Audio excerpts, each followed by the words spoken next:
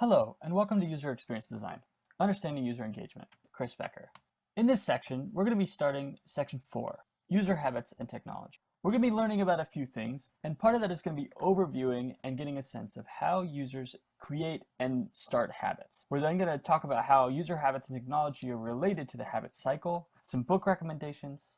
We'll then review a kind of more advanced model called the hook model, and then talk about how in motivating users for habits and getting excited for understanding and building things for them, what aspect of competitive nature are they?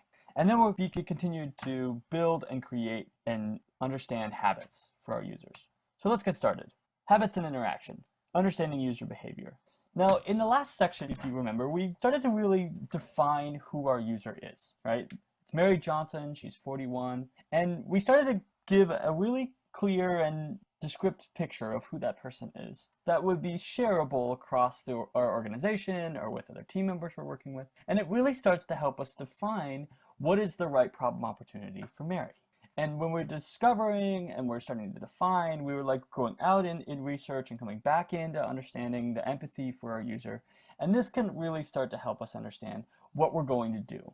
But something that I think is important is we are what we repeatedly do. Excellence, then, is not an act, but a habit. Now, this is from Aristotle, right? The old, relationship of how we've been able to create and determine knowledge is essentially set by these historical figures. But it holds true inside of humans that we want to do better. And just like the UX practice or anything else, by paying attention to users and creating enough cycles, we can then be better at it. We can get excellent at being and making UX a habit. But also, by paying attention to users, we can then repeatedly understand what they do and how we can learn from them. And this is key to relating this habit, right? The cue, the routine, and the reward. How are these interactions continually being cycled that we can pay attention to and then build scenarios and unique aspects that help our users that we're building for, Mary or whoever it is, to then and do those in what we want. Now, the routines and the habits at which we can pay attention to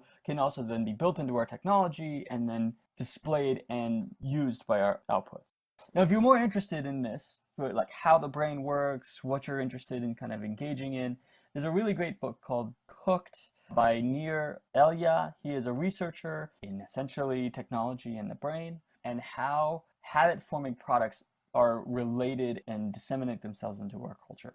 And it's really great. Most of the things that are kind of even taking here in the habit loops and the cycles are either lifted from some of this stuff or related, but I highly recommend it if you're looking for a deeper dive. Now, the habit cycle is kind of well related, but it can be more associated around kind of longer outputs. And there's a broader model to that known as the hook model. Now, the hook model essentially starts to involve not just the habit that creates the trigger, the cue, and the reward, but also what is the investment and the time associated with how a user engages in it. So what trigger occurs is, well, what is the product getting them to do? Then what action are you making in that process? What reward is coming from it? And then how much are you invested in the content that you've put forth, the information that's there? So things like Facebook, for example, have a lot of investment by the user's time. So therefore, it's harder for them to create or remove that. So it's a bit of work to get all your personal information into that system. But the trigger and the action and the reward start to figure out that loop and then create a longer process and a more engaged user group. Now, the hook model for us becomes really interesting if we look at even a company like LinkedIn.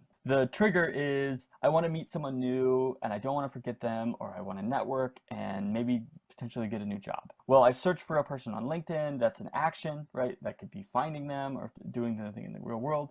I find the person, which is part of that. And then the investment is that I keep in contact, and then those people become part of what I do. Now, when we look at habits as a key component of our product or service, how UX builds these triggers, actions, rewards, and then the investment that keeps the cycle is hooked users rarely will leave to go do another product. No one's taking LinkedIn down anytime soon, right? And they become part of the kind of working world and how we engage. Now, could their product be better? Everything could be improved. But when you improve the product, and a lot of people end up using it because you've hooked them into that trigger, action, reward, the business is then more defensible. because no one is going to be able to say, I can now create a new thing that does it better than what LinkedIn is doing or whatever that is. Now, is LinkedIn completely sheltered from the world of modern technology? Absolutely not. But they continue to move into this investment cycle, and a lot of industry and users are invested in making sure that LinkedIn doesn't go away. And so because of that, we can start thinking about things that can either help a business that is currently existing or learn from others that are there. And when we look at our users from a really outside perspective, we really want to understand the two factors that go into how we create habits in them. And one of those is the motivation. How motivated are they to do a thing? A new job searcher is highly motivated to find work. And the things that are easy to do are things like LinkedIn. Like, obviously, there's some pretty easy things to do in LinkedIn. The harder things are to find people that are meaningful that can get you a job. Trolling, now the action line, and the failures that happen in the hard to do and you're low motivated, or they're easy to do and they are highly motivated, becomes part of how we can understand where our actions and the things that we're getting our users to do.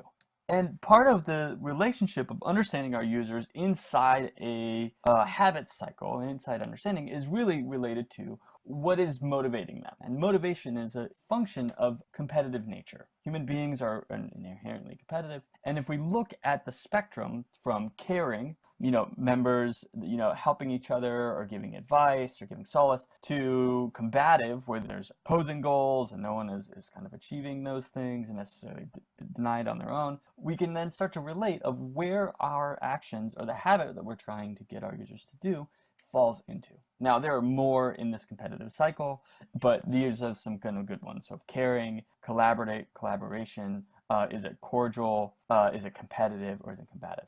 Now, knowing where our user falls on this cycle, even as a user, can then help us to say, well, are they going to be able to form a habit around caring inside a community? Now, and if it's a gaming platform, that may be less. If it is about community, it might cycle more to this side.